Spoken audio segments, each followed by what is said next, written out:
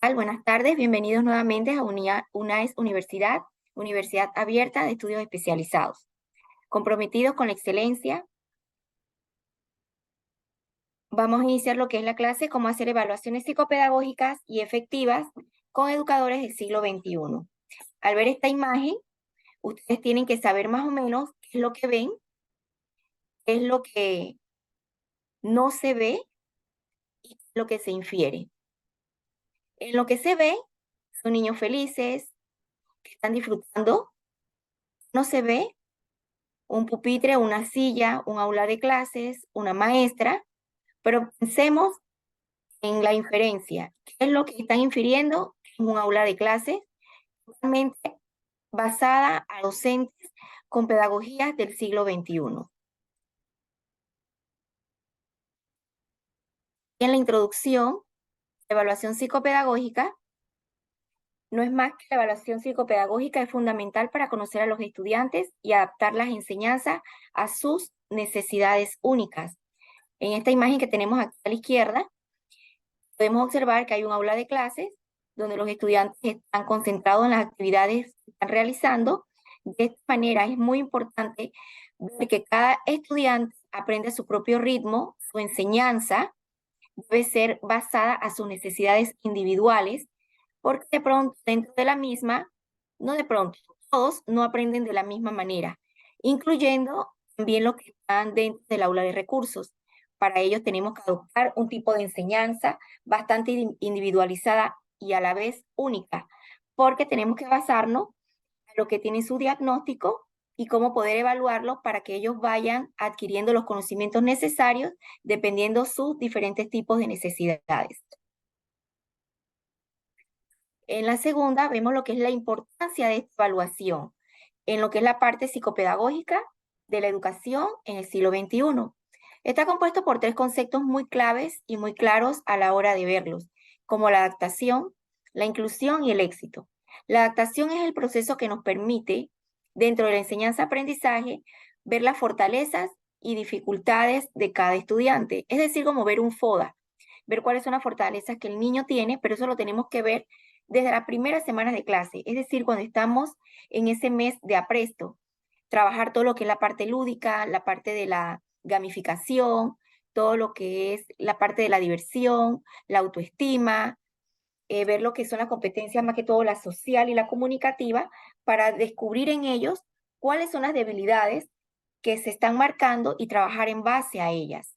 Y eso para cada estudiante, no un FODA por aula, es un FODA para detectar a cada estudiante y ver de qué manera se le puede trabajar durante el trimestre y así sucesivamente el año escolar. En la inclusión, esto ayuda a identificar y abordar las necesidades especiales de los alumnos. Por eso que aquí va como concatenado, es como un eslabón. Primero viene la adaptación del estudiante al aula, viendo sus fortalezas y debilidades. Luego viene lo que es la parte de la inclusión, donde ya hemos podido detectar aquellos niños que tienen, puede ser baja visión, pues la parte auditiva también las tiene un poquito afectada, lo que es la motricidad gruesa, la motricidad fina, algunos rasgos más específicos, tales como un síndrome de Down, a niños con Asperger. Entonces, aquí es el momento de incluir y abordar esas necesidades que cada uno de ellos presenta. Por eso se le llama inclusión, que ellos van a estar dentro de un aula de clase, pero nosotros tenemos que tener actividades marcadas para su atención individualizada dependiendo de lo que el niño o la niña tenga en su momento. El éxito nos lleva si se incrementan las posibilidades de un desarrollo académico y personal exitoso. Un desarrollo académico es basado a ese tipo de enseñanza que nosotros como maestros del siglo XXI tenemos que brindarle a las necesidades individualizadas de cada estudiante. Él va a tener un desarrollo académico efectivo dependiendo del docente. Un docente activo va a tener un niño activo acorde a sus necesidades. Y de tal manera el éxito no solamente va a ser para el estudiante, sino que también va a ser para el docente, porque es un estudiante que va avanzando y no se va a quedar en el mismo nivel que lo recibimos al inicio del año. En los componentes claves de una evaluación psicopedagógica efectiva, porque hay tipos de evaluaciones, pero tenemos que ver que sea efectiva. tiene que tener la cognición, el contexto, la personalidad y el aprendizaje. En cuanto a la cognición, son las capacidades intelectuales y habilidades del pensamiento. Llevar al estudiante a lo que es el pensamiento, primero analítico, que él sepa comprender lo que está leyendo. Esa es la parte cognitiva, que es lo que lleva a la parte del conocimiento. También, cuando ya tiene la parte analítica, trabajar en lo que es la parte crítica, que ellos sean capaces de criticar lo que leen, que no todo lo que leen es cierto, y ellos puedan reflexionar de esa lectura. Entonces, estas son las partes de las capacidades intelectuales y habilidades para procesar lo que es el conocimiento. En la personalidad, conocer las características y emociones de comportamiento. Esto es en base al estudiante. Cada uno tiene su propia personalidad, su ritmo de aprender y comportamientos que a veces en el aula de clase vemos que niños que poco hablan, que no interactúan, pero si nos vamos al lado opuesto, tenemos niños que hay que decirle, siéntate, o hay que hacer, hay que buscar, tienes que mantener el orden, pero hay otros que van un poquito más allá, se levantan, pero para ayudar a sus compañeros. Otros que ya saben lo que se está brindando, entonces tenerle material de apoyo para tratar de complementar el aprendizaje que ya llevan avanzado, complementarlo y de esta manera aprovechar el tiempo libre que ellos están teniendo en su momento. Por eso es la personalidad de cada uno de ellos. Dentro del contorno, del contexto, vemos lo que es el entorno familiar, social y el educativo del estudiante. Muchas veces el estudiante, su conducta dentro del entorno familiar es totalmente diferente cuando está en el aula de clases.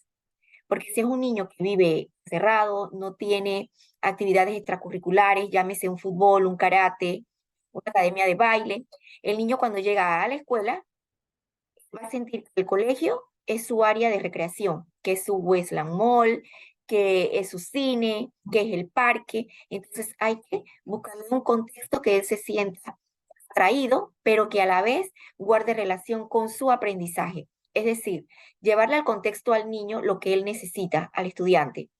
Y de esta manera también incluir lo que son las asignaturas. Dependiendo de lo que vayamos a enseñar, preguntarles a ellos qué quisieran aprender, por ejemplo, de español, cómo detectar o cómo saber en el sujeto cuál es el sustantivo y cuál es una clase de sustantivo. Eso es basar su aprendizaje en lo que es el contexto. Y en esta parte él se enfoca más que todo en la parte del estudiante. Ahora, vamos a lo que es, como quien dice, nuestro indicador de logro, que es aprendizaje de ese estudiante. Hasta cuánto ellos aprendieron, hasta cuánto ellos depuraron de lo que ya sabían y han contextualizado a su realidad. Entonces, aquí es donde se identifican los estilos de aprendizaje y posibles dificultades. ¿Por qué se identifican los estilos de aprendizaje? Porque tenemos que tener presente que hay diferentes inteligencias, las inteligencias múltiples. Entonces, unos tienen un estilo de aprendizaje bastante rápido, aprenden escuchando música, no les afecta el ruido. Otro estilo de aprendizaje, que el mínimo ruido que se sienta en el aula, los niños se sienten como abrumados, que no se pueden concentrar.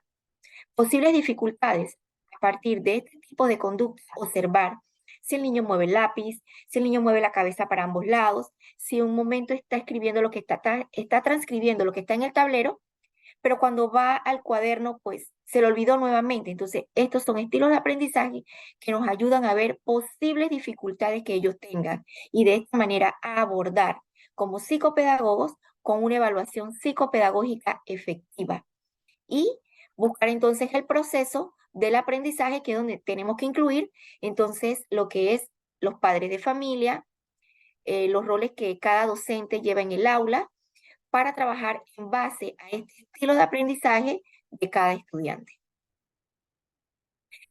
En las herramientas y técnicas de evaluación pedagógica, si ya tenemos la estructura, que ya visualizamos cuáles son las fortalezas, cuáles son las debilidades, qué tipo de enseñanza estoy implementando para ellos, entonces viene esta parte que son las herramientas y técnicas.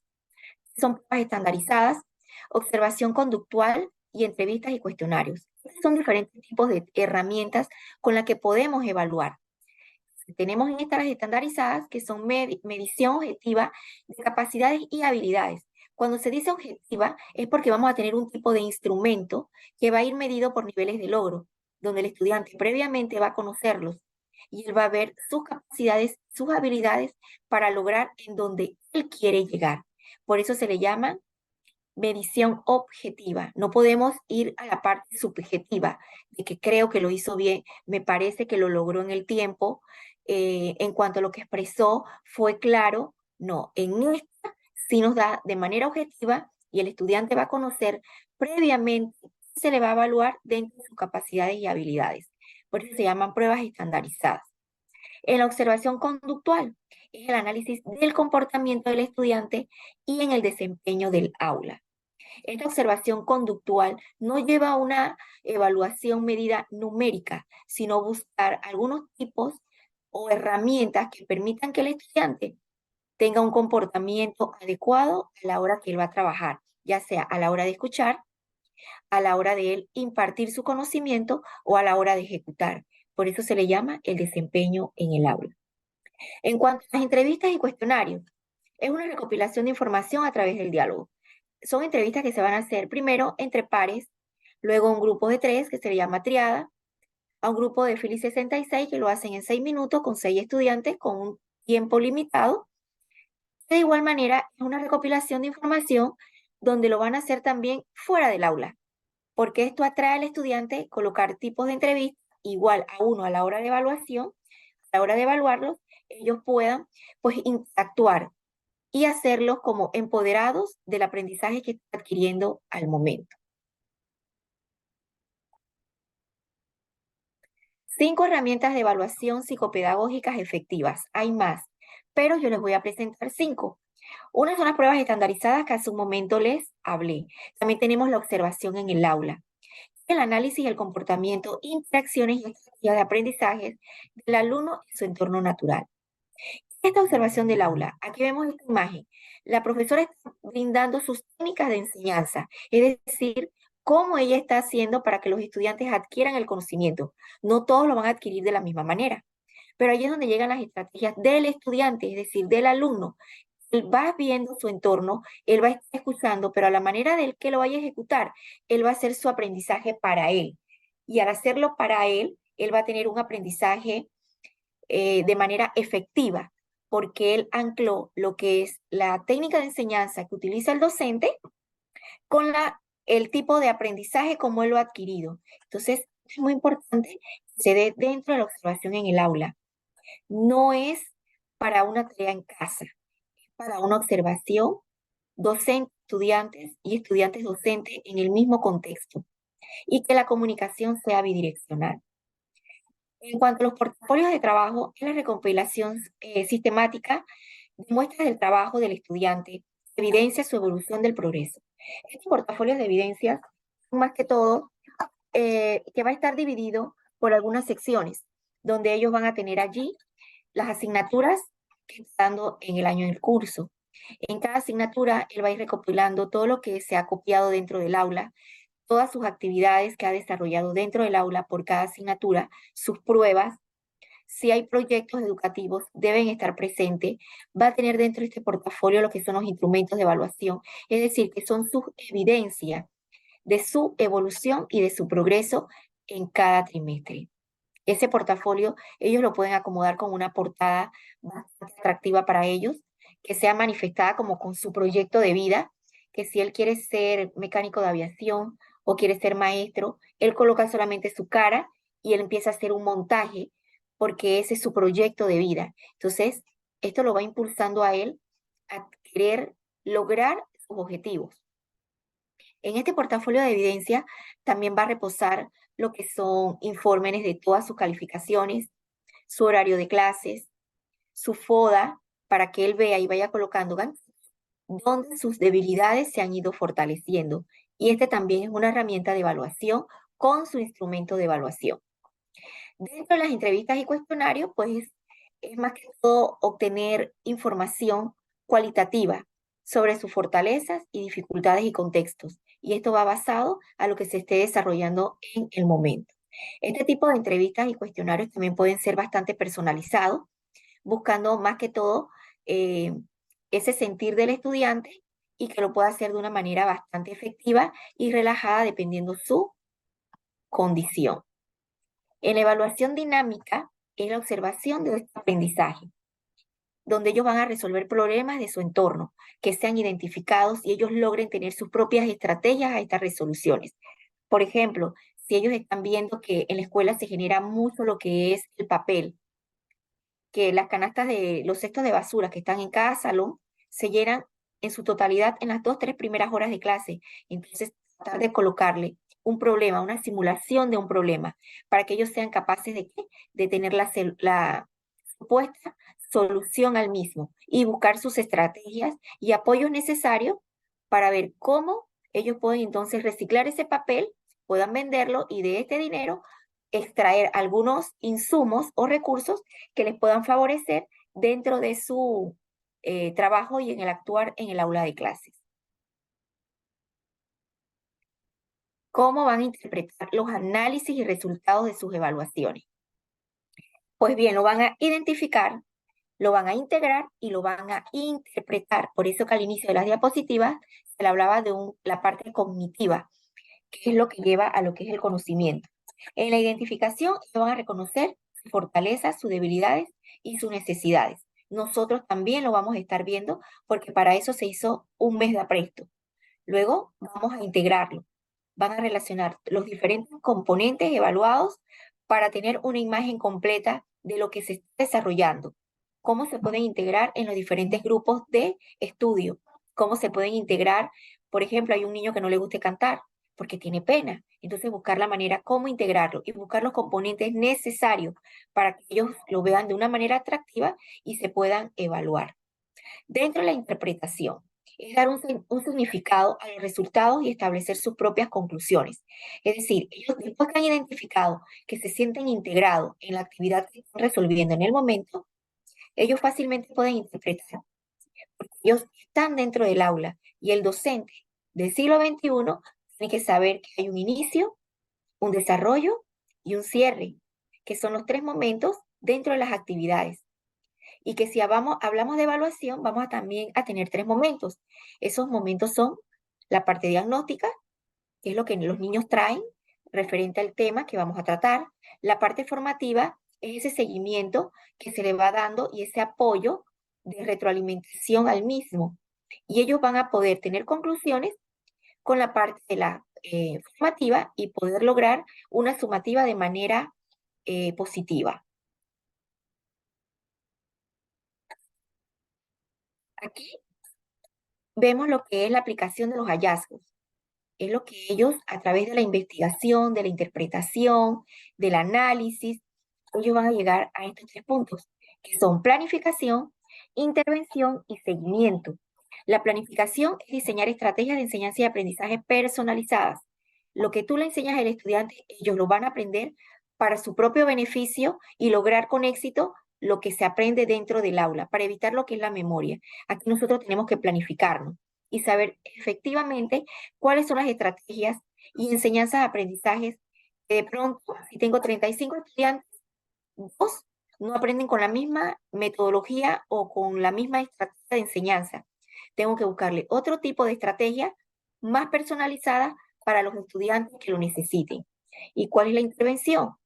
Esas adaptaciones y esos apoyos necesarios que ellos necesiten en su momento, estar pendiente de ellos, cómo va el proceso, aquí tienes que mejorar. Me parece que si coloreas tomando el dedo de esta manera, vas a lograr que no te salgas del entorno, del contorno. De igual manera, vamos con lo que es el seguimiento, monitorear el progreso y ajustar según sea necesario. Esto se ve también en las pruebas de matemática o español. Si vemos que en el segundo paso del proceso para resolver un problema matemático, nos acercamos que ese niño sabemos que tiene dificultad, decirle, mira, aquí tienes que borrar. Y mira, si multiplicas bien, te vas a dar cuenta que aquí está tu error. Y este error lo estás llevando al segundo nivel del proceso. Entonces, esto es darle seguimiento a lo que el estudiante necesita dependiendo de su necesidad. Conclusiones y recomendaciones en cuanto al tema. Tenemos que tener un enfoque integral, porque tenemos que adaptarnos a todos los aspectos de todos los estudiantes y abordar de manera individualizada si así sea pertinente. El trabajo colaborativo. Esto no podemos dejar por un lado a los padres de familia. Son un factor sumamente importante en esta travesía educativa del año escolar. Un docente que no tenga un match, un clic con el padre de familia de manera efectiva, el año escolar no va a ser gratificante porque no hay esa relación formalizada en el bienestar para el estudiante. Siempre lo he dicho, en el trabajo colaborativo es una triada, docente, estudiante y padre de familia. Si el padre de familia no lleva el ritmo o más que todo apoya al docente con lo que se está trabajando en su estudiante, en su hijo, pues el desempeño y al finalizar lo que son ya la parte sumativa, porque nuestro sistema es cuantitativo, no se van a lograr los objetivos de aprendizaje del estudiante. Entonces, esto es muy importante, la parte del trabajo colaborativo. La mejora continua es actualizar. Cuando dice actualizar, es actualizarnos como docente, adaptarnos al proceso evaluativo. De esta manera, los estudiantes no van a aprender más de lo mismo. Tenemos que seguir buscando, investigando, indagando y más que todo actualizándonos con los seminarios para poder adaptar todo este conocimiento de una manera u otra a estos niños que después de la pandemia la mayoría ha llegado con rasgos de dificultades. Esto sería por el momento en esta clase.